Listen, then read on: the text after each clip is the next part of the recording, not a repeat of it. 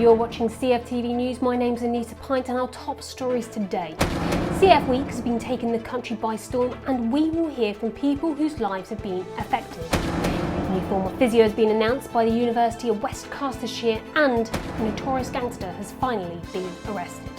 All that and no more on today's news.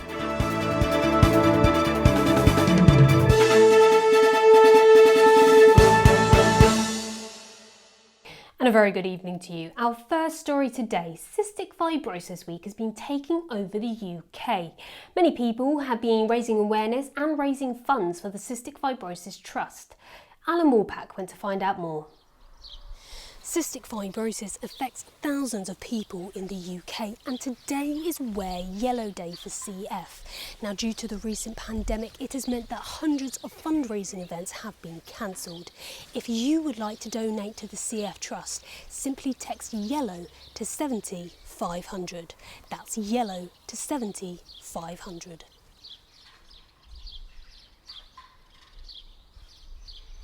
Throughout the week, we've heard from people who have been raising awareness by sharing how their CF affects them, from people living with the condition to parents and partners.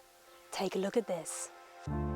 Hi, my name is Nubia, I'm 20 years old and raising awareness for cystic fibrosis is important to me because I would like to show a positive but realistic view of what it's like to live with CF. I use a week's worth of annual leave every year just to take my son to hospital appointments. It takes at least 730 physio sessions a year to keep healthy. Hi guys, my name's Sean, I've got cystic fibrosis and one thing I like to do as part of my treatment is occasionally swap out some physio for a bit of skipping. It's a great exercise to do and it's great for getting your lungs working, getting that movement going and getting your heart rate up. Okay, my name's Craig and I'm here to give you a rough idea of people with CF. This is how much we have to take.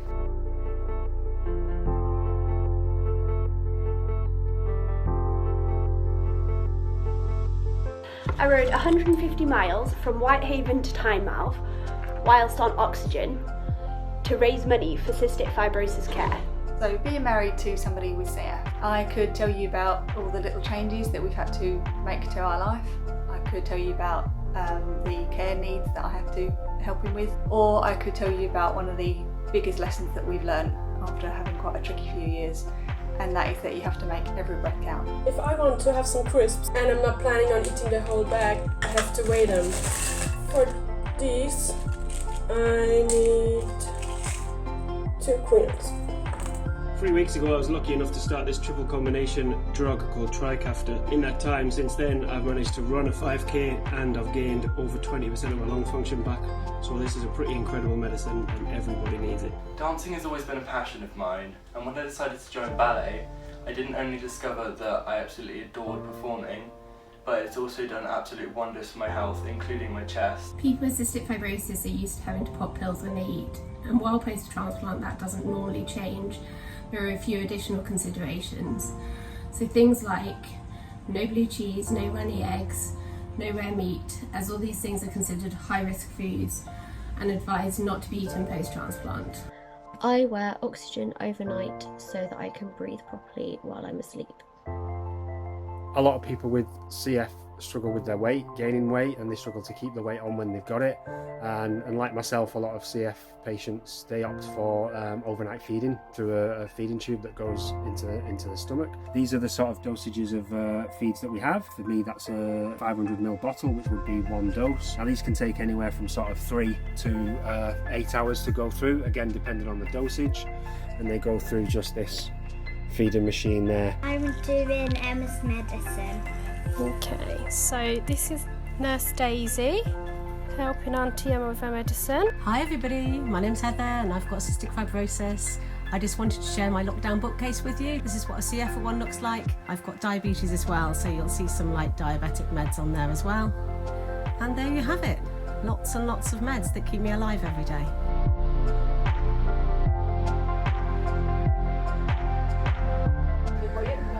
So, when your mate is in hospital, having a rough time, you gotta bring him a gift.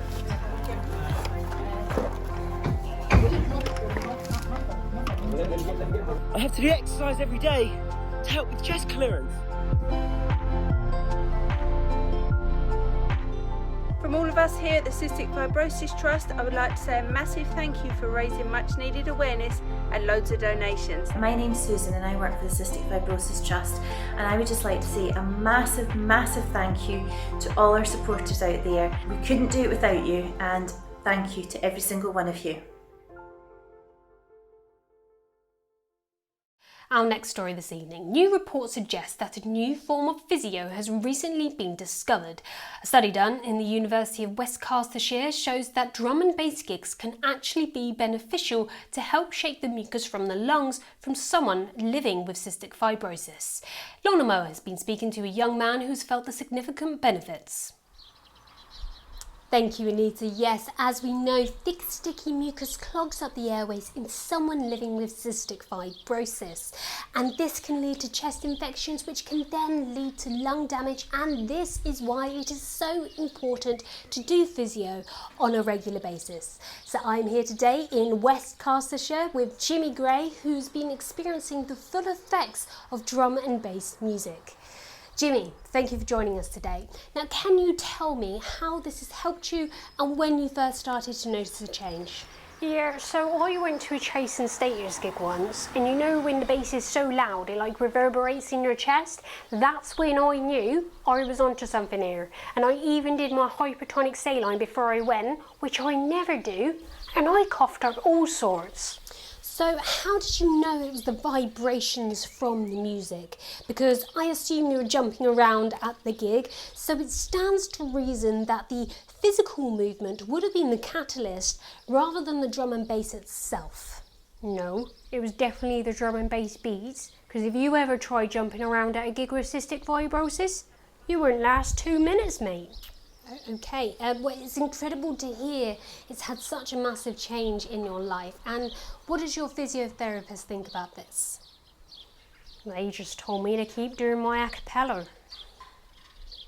Right, okay, well, thank you very much for talking to us today. Good luck with the drum and bass and all the best for the future.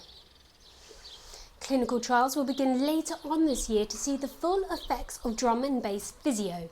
Meanwhile, a petition has been set up to get drum and bass prescribed on the NHS for everyone living with cystic fibrosis. And you can find out more by going to our website www.theviewfromtheotherside.com/drum and bass. Anita, back to you. And now for our main headline today. Tony Crook, the notorious gangster, has finally been arrested for his drug-related crimes. Mr. Crook is known for trafficking and dealing drugs, more specifically Creon, during the 2018 Creon crisis. Creon is a pancreatic enzyme in which people take with cystic fibrosis to help them absorb fat.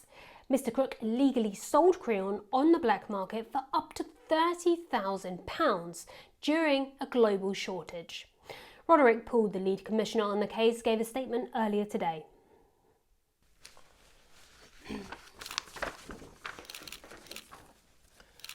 Based on new evidence which has come to light, Mr. Crook was found in a nail salon in Windsor, which was a front for his drug operation. Around 2:45 this afternoon, armed forces broke into the salon where Mr. Crook was in the middle of a Zen spa pedicure. Mr. Crook has caused much pain and desperation on many families, including those with cystic fibrosis, and has left a lot of people in mass debt. Our hearts go out to all who have been affected. Thank you. The source of his dealer is still unknown and his network is yet to be uncovered.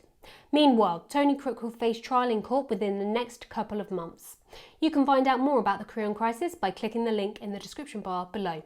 And that's it for us this evening. Don't forget to keep taking those drugs and boil up those nabs. Good night.